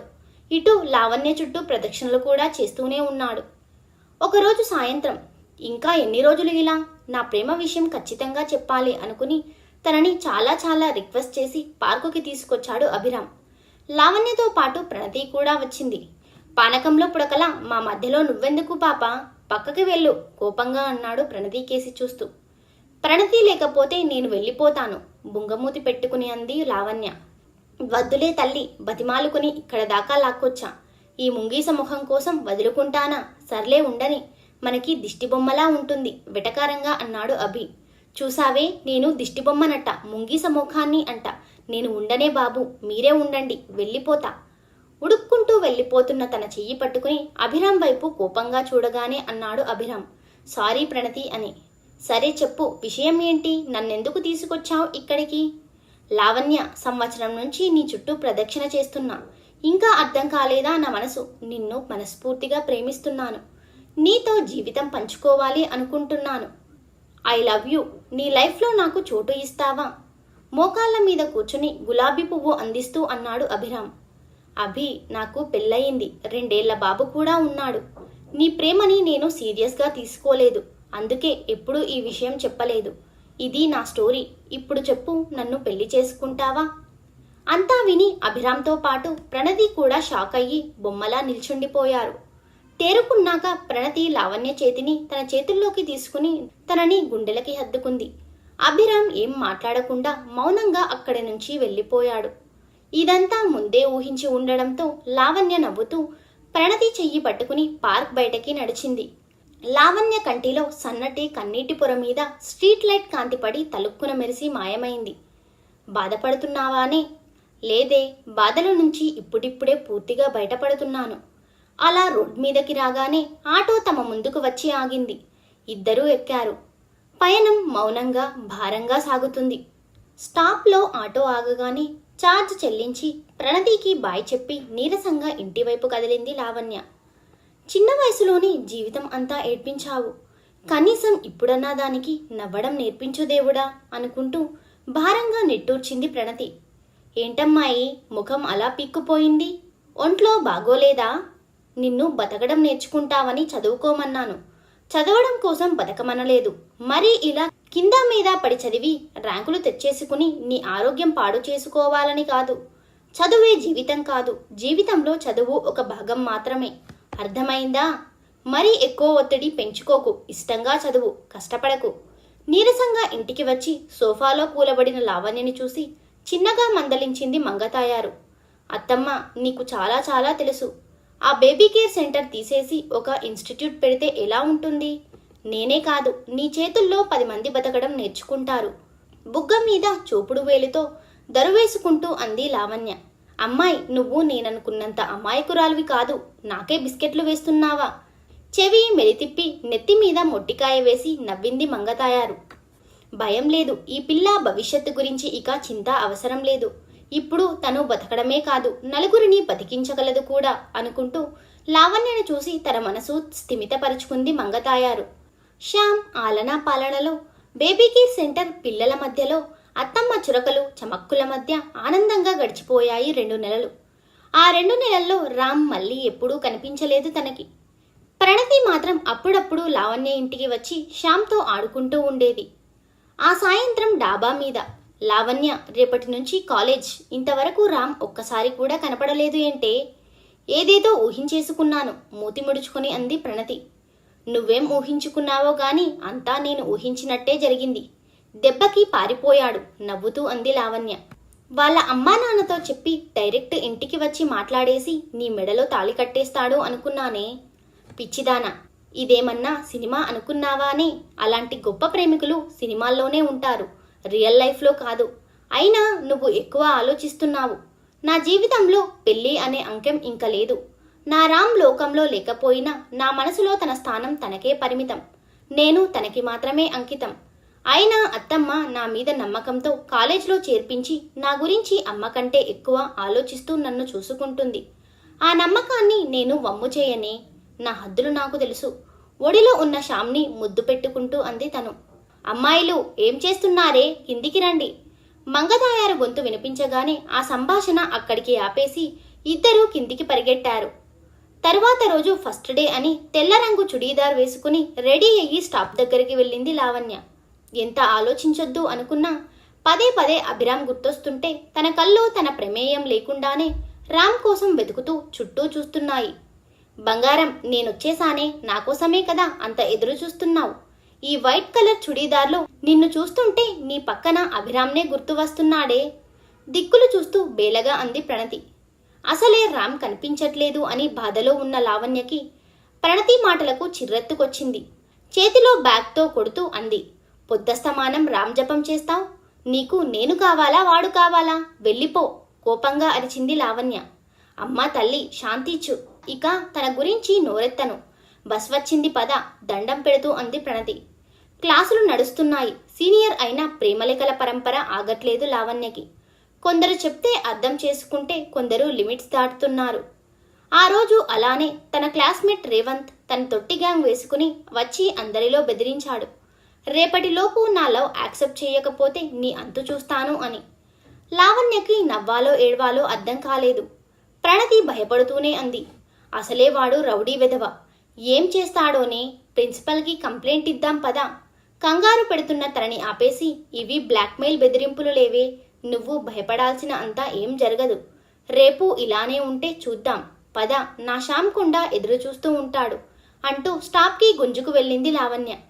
చిన్న చిన్న వాటికే వణికిపోయే దీనికి ఇంత ధైర్యం ఏంటబ్బా ఆలోచిస్తూ బస్ ఎక్కింది. తర్వాత రోజు కాలేజ్లో ఆ గ్యాంగ్ ఎక్కడా కనిపించలేదు. ఏమైంది అని ఆరా తీస్తే యాక్సిడెంట్ జరిగింది అని చెప్పారు ఎవరో. చూసావానే, దేవుడు ఉన్నాడు, ఇలా పిచ్చి వేషాలు వేస్తే ఇలానే పనిష్మెంట్ ఇస్తాడు. తన జబ్బలు తనే చరుచుకుంటూ అంది లావణ్య. ఇద్దరూ నవ్వుకున్నారు. ఆ రోజు నుంచి లావణ్యను ఎవరూ ఇబ్బంది పెట్టలేదు. తన స్టడీ చక్కగా సాగిపోతుంది. ఎవరో ప్రణతి చెవిన వేశారు, రామ్కి పెళ్ళైపోయింది అని. తను లావణ్య చెవిన వేసి చాలా బాధపడిపోయింది. ఇలా జరుగుతుంది అనుకోలేదే. మేమేం లవర్స్ కాదు, వాడికి ఇష్టమైన అమ్మాయిని వాడు పెళ్లి చేసుకున్నాడు, మధ్యలో నీ బాధేంటే, కోపంగా జాడించేసింది లావణ్య లోపల బాధపడుతూ. నువ్వు బయటికి అలా కనిపిస్తున్నా నీ మనసు నాకు తెలిసే అనుకుంటూ మౌనంగా ఉండిపోయింది ప్రణతి. రోజులు గడుస్తున్నాయి. అలానే ఫైనల్ ఇయర్కి వచ్చారు. పరీక్షలకు ముందే జరిగిన క్యాంపస్ సెలక్షన్స్లో ఇద్దరికి ఇన్ఫోసిస్లో మంచి ప్యాకేజీతో జాబ్స్ వచ్చాయి. అలానే ఫస్ట్ క్లాస్ మార్క్స్తో ఫైనల్ ఇయర్ విజయవంతంగా పూర్తి చేసింది లావణ్య. వర్క్లో 3 రోజుల్లో జాయిన్ అవ్వమని జాయినింగ్ లెటర్ కూడా వచ్చేసింది. ప్లేస్ కూడా అక్కడే అవ్వటంతో హ్యాపీగా ఫీల్ అయ్యింది మంగతాయారు కూడా. 2 రోజుల్లో జాయినింగ్ ఉంది అనగా శ్యామ్ని తీసుకుని గుడికి వెళ్ళింది లావణ్య. అక్కడ దేవుడికి దండం పెట్టుకుని పక్కకి చూసేసరికి శ్యామ్ కనిపించలేదు. కంగారుగా గుడి అంతా వెతుకుతూ మెట్ల దగ్గరికి రాగానే వెనక నుంచి కేక వినిపించింది. ఇదిగో లంగావోని పాప, పిల్లాన్ని వదిలేసి గుడి అంతా తిరుగుతున్నావు. గొంతు వినిపించిన వైపు చూసేసరికి అభిరామ్ చేతుల్లో శ్యామ్. బాగా పరిచయం ఉన్నట్టు చక్కగా ఆడుకుంటున్నాడు అభితో. దేవుడికి దండం పెట్టుకుంటూ కిందకి దించాడు. వీడు ఇలా పక్కకి వచ్చేశాడు. థ్యాంక్స్ అభి. తనని అక్కడ చూడగానే కోల్పోయిన పెన్నిది చెంతకు చేరినంత ఆనందంతో మనసు ఉరకలేసిన వాస్తవాన్ని గుర్తు చేసుకుని బాధపడుతూ చిన్నగా అంది లావణ్య. ఏరా శ్యామ్, ఇటురా. శ్యామ్ కేసి చూస్తూ చేతులు చాస్తూ అంది. ఊహు, నేను రాను, డాడీతోనే ఉంటా, ముగ్గులం వెళ్దాం మమ్మీ. శ్యామ్ ముద్దు ముద్దుగా అంటున్న మాటలు వింటూ అభిరామ్ నవ్వుతుంటే లావణ్యకి కోపం కట్టలు తెంచుకుంటోంది. హే అభి, వాడిని ఏం చేశావు? వాడు నీకెలా అలవాటు అయ్యాడు? నిన్ను డాడీ అంటున్నాడేంటి? మీ ఆవిడ చూస్తే నీ వీపు చీరేస్తుంది. ముందు వాడిని ఇటు ఇవ్వు. హాయిగా బతుకుతూ ఇటెందుకు వచ్చావు మళ్ళీ అంటూ చేతుల్లో నుంచి కోపంగా గుంజుకుంది శ్యామ్ని లావణ్య. నువ్వు లేకుండా నా పెళ్ళెలా అవుతుంది? నేనెలా హాయిగా ఉంటాను అనుకున్నావే? నిన్ను వదిలేయడం అంటే నా శ్వాస ఆగిపోయినట్టే. ఒక్క ఉదుటున దగ్గరికి వెళ్ళి తన నోరుని మూసింది లావణ్య. రామ్, ఇంకెప్పుడు అలా మాట్లాడకు అని. తనకి అభిరామ్ కనిపించట్లేదు, ఇప్పుడు రామ్నే కనిపిస్తుంటే తనని తలుచుకుని ఏడుస్తూ శ్యామ్తో సహా మెట్ల మీద ఏడుస్తూ కూలబడిపోయింది. పక్కనే కూర్చుంటూ అన్నాడు, నేనంటే నీకు కూడా ఇష్టం అని తెలుసు. నాలో రామ్ని చూసుకుంటున్నావు అని తెలుసు. నా కోసం ఈ 2 ఏళ్లలో నీ కళ్ళు ఎన్నిసార్లు వెతికాయో కూడా తెలుసు. ఇంకా ఎందుకే? నీలో ప్రేమని అలానే అణిచిపెట్టుకుంటావు. నీ ప్రాణం రామ్ కంటే ఎక్కువే ప్రేమిస్తున్నానే. నన్ను అంగీకరించలేవా? నాలో తనని చూసుకోలేవా? రేపు మా వాళ్లతో మీ ఇంటికి వస్తున్నాను. మా ఇంట్లో ఆల్రెడీ అందరినీ ఒప్పించేశాను. ఈ బుడ్డోడితో కూడా నేను రోజూ ఆడుకుంటూనే ఉంటాను. మీ అత్తమ్మ కూడా నాకు పరిచయమే. నీ చదువు మధ్యలో ఆగొద్దు అని ఇన్ని సంవత్సరాలు నీకు కనబడకుండా నీ వెంటే నిన్ను రక్షించుకుంటూ తిరుగుతున్నాను. నిన్ను టీస్ చేసిన ఆ రేవంత్ గ్యాంగ్ని బొక్కలిరక్కొట్టింది కూడా నేనే. ఈ రోజుతో నీ లక్ష్యం తీరిపోయింది. సో మన పెళ్లికి లైన్ క్లియర్. రేపు వచ్చేస్తాను మాట్లాడుకోవడానికి నవ్వుతూ అన్నాడు తను. షాక్ అవుతూ, నో అభి, నేను నిన్ను పెళ్లి చేసుకోలేను. శ్యామ్ని నువ్వు నీ కొడుకుగా యాక్సెప్ట్ చేసినా వాడికి తండ్రిగా నేను యాక్సెప్ట్ చెయ్యను. అన్నిటికీ మించి మా అత్తమ్మ నా మీద పెట్టుకున్న నమ్మకాన్ని బ్రేక్ చెయ్యలేను.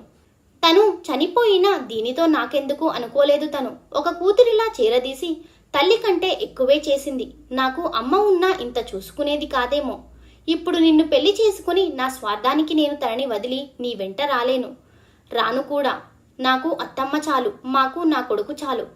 ఈ విషయంలో అత్తమ్మ చెప్పినా ఈ పెళ్లికి ఒప్పుకోను. నా మీద ఆశలు పెట్టుకోకు.